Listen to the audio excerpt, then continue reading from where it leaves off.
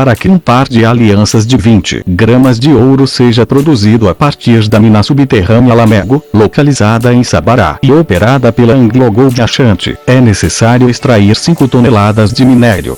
O trabalho é árduo. A expressão tirar leite de pedra, aliás, se encaixa bem. No caso, porém, o que se tira da pedra é ouro.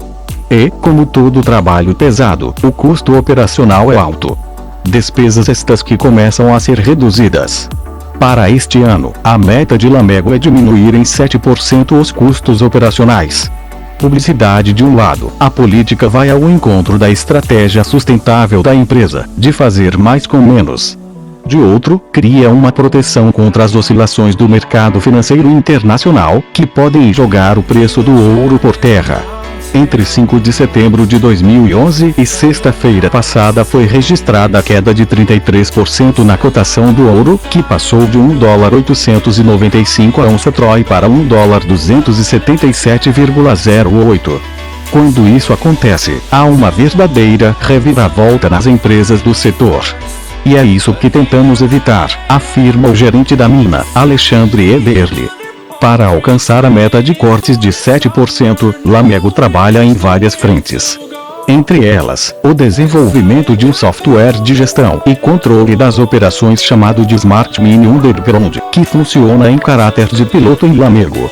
O programa, criado em parceria com a empresa Devex, permite que toda a operação da mina seja acompanhada da superfície por meio de uma espécie de painel de controle.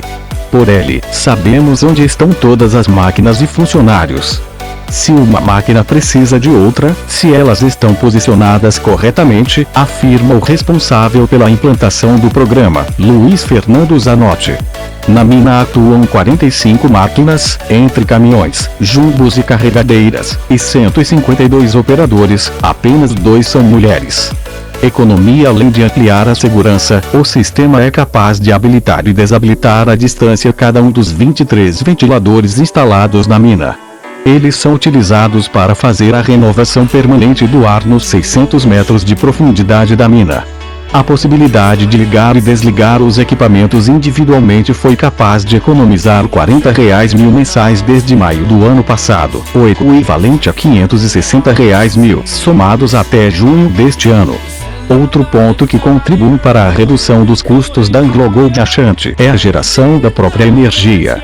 Por meio do sistema hidrelétrico de Rio de Peixe, são gerados anualmente 60 mil megawatts/hora, o suficiente para atender a uma cidade de 60 mil habitantes.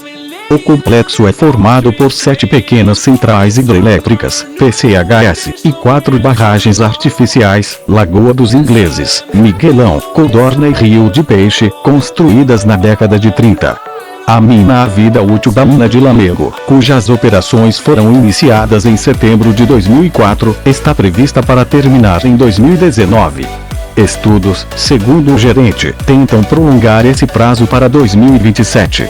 Cerca de R$16 milhões serão investidos de 2014 a 2016 no levantamento de dados e extração de amostras de minério para os estudos de viabilidade. Hoje, é possível extrair 420 mil toneladas por ano de minério contendo ouro da lavra. O montante, que gera 1,5 tonelada de ouro, responde por 12% da exploração da AngloGold Ashanti em Minas Gerais. Em Lamego, 321 empregados trabalham em 3 turnos ininterruptos. As explosões são realizadas 3 vezes ao dia, uma em cada turno, com o objetivo de abrir novos caminhos para a extração do minério de ouro. A expectativa é a de que seja aberto um nível, que também podemos chamar de um andar, por ano. Em metros lineares, serão abertos mais de 3.000 metros a cada 12 meses. Ouro que brota a 600 metros abaixo do chão antes de começar a descer a mina de Lamego, em Sabará. A assessora de imprensa da AngloGold Ashanti, Daniela Soares, pergunta se eu ou o fotógrafo Eugênio Moraes/Lead temos problemas com ambientes fechados. Infelizmente, algumas pessoas descobrem um medo enorme quando começam a descer, diz, delicadamente. Eugênio responde prontamente que não. Ele já desceu outras minas. Eu sigo no embalo e também nego, mas fico receosa. Em pouco tempo, a preocupação dá lugar a um misto de deslumbramento e excesso de informações. A descida, feita em caminhonetes, é lenta e a inclinação, pequena. Com rampas quase imperceptíveis, você mal se dá conta de que está a 300 metros abaixo do chão, são 600 metros no total. Descemos por cavas, aberturas de mina, de 5 metros de largura por 5 metros de altura. As rochas que nos cercam parecem ter sido polidas de tão lisas. Quase não há iluminação, exceto pelos faróis dos 2 carros que levam nosso grupo, composto por representantes da empresa, e dos caminhões e carregadeiras. Os carros param. Saltamos. A quantidade de equipamentos de segurança, roupa, máscara de emergência, óculos, bota, somada ao aparato jornalístico, bloco, caneta e gravador, quase me impede de andar. O ambiente é úmido para que não haja suspensão de partículas. O chão fica encharcado e, às vezes, é difícil andar. A bota agarra na lama. Devido ao forte sistema de ventilação, a temperatura é agradável, facilitando um pouco as coisas. Os carros ficam para trás e as lanternas dos capacetes são a nossa única fonte de eletricidade. Jogo a luz no teto e fico maravilhada. Milhões de pontos dourados reluzem. O gerente da mina, Alexandre Eberli, logo avisa: esse dourado forte é o famoso ouro de tolo, Tatiana. Não é ouro de verdade, é pirita, diz. O ouro, conforme explica, são os pontos mais finos e quase prateados, que também estão por toda parte. Visitamos a mina por quase 2 horas. Conhecemos salas de emergência, maquinário controlado remotamente. Presenciamos a extração do minério, o carregamento dos caminhões.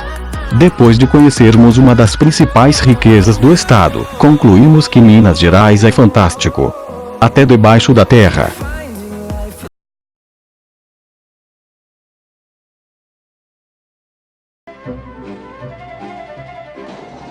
A torre e o sino emolduram uma cidade que tem raízes no Brasil colônia. Foi aqui que surgiu no século XVII o primeiro povoamento de Minas Gerais. Mais de 300 anos depois, as ruas de calçamento ainda levam o visitante a um encontro com o passado. O velho chafariz do antigo livro de história e de fotos de outras épocas até hoje faz parte do dia a dia de Sabará. Água pura, jorrando dia e noite há quase 260 anos. Segundo os antigos, a água do chafariz nasce embaixo do altar daquela igreja, a de São Francisco. De lá, vem descendo até o largo. A água chega então a essas 2 bicas, onde é muito apreciada tanto pelos turistas quanto pelos próprios moradores. Eu moro aqui na região há uns 30 anos. Sempre peguei dessa água aqui. Muito boa. É analisada sempre pela prefeitura, então ela é considerada uma água potável. Além de matar a sede, o chafariz carrega lendas muito conhecidas por quem vive por aqui. Quem toma 3 goles da água dessa fonte sempre retorna a Sabará. Qualquer turista de qualquer parte do país. Quem dessa água beber sempre voltará. Mas há também histórias de arrepiar. E a outra lenda é a lenda do gênio do Caquende. Então, nas noites da quaresma de lua cheia, aparece em cima dessa fonte um homem alto, dos olhos azuis, atraindo as donzelas para tomar água. Elas encantam com a beleza do rapaz e vão com ele. E quando ele leva elas para dentro do chafariz, ele engravida elas. Quando elas têm filhos, nascem diabinhos. A lenda do gênio do Caquende intriga os turistas. De noite você não vê turista aqui não. Pode ser que ele siga com medo. Com o dia claro, há muito para apreciar da riqueza histórica e cultural da cidade. Encontramos a Igreja do Carmo. Da mesma época do chafariz, a construção tem influência no estilo rococó, que ganhou espaço na segunda metade do século XVIII, com o declínio do ciclo do ouro. Aqui, a escassez do metal é compensada pela riqueza dos traços característicos da obra de Antônio Francisco Lisboa, o Aleijadinho. Olhos saltados, nariz afilado, barba que não se fecha no queixo. Esta imagem, incluindo o manto, foi toda esculpida numa única peça de cedro. Os detalhes, como as veias das mãos, impressionam. E eu estou assim encantada, né? Que é uma cidade muito bonitinha e muito rica. Quem que não fica emocionado ao ver um trabalho desse? E há muitas outras obras do mestre do barroco mineiro na igreja. São dele os púlpitos, as pias e os atlantes. estas colunas de inspiração grega, mas que aqui ganharam as linhas de Aleijadinho. Tanta beleza emociona até o guia turístico. A partir do momento que você está fazendo a explanação, você vê a sensibilidade das pessoas, né? E com isso também você se sente emocionado. A mesma igreja abre também espaço para uma arte que tem origem nos colonizadores portugueses, mas que se tornou uma tradição cultivada por artesãos dos dias atuais. Sabará é terra da palma barroca, esta peça feita de cobre e banhada em ouro ou prata. O acessório, que surgiu como ornamento apenas de igrejas, hoje enfeita os mais diversos ambientes. Arte que na cidade vem sendo passada de geração em geração. É herança portuguesa, mas virou uma cultura nossa. Então, por ser um objeto cultural, ela tem muita gente que já aprendeu a fazer a palma e quer continuar fazendo a palma. Ercília também se dedica à palma barroca. No trabalho todo artesanal, atenção na seleção das folhas. Tanta dedicação rende um bom dinheiro em cada encomenda. Complementa a minha renda, que eu tenho um trabalho fixo, mas tem mês que dá muito mais que meu salário. O mesmo carinho na montagem, a artista revela ao falar do significado das peças produzidas por ela. Palma significa assim, o belo, para mim. O belo. Há muito de Sabará que cabe nessas poucas letras.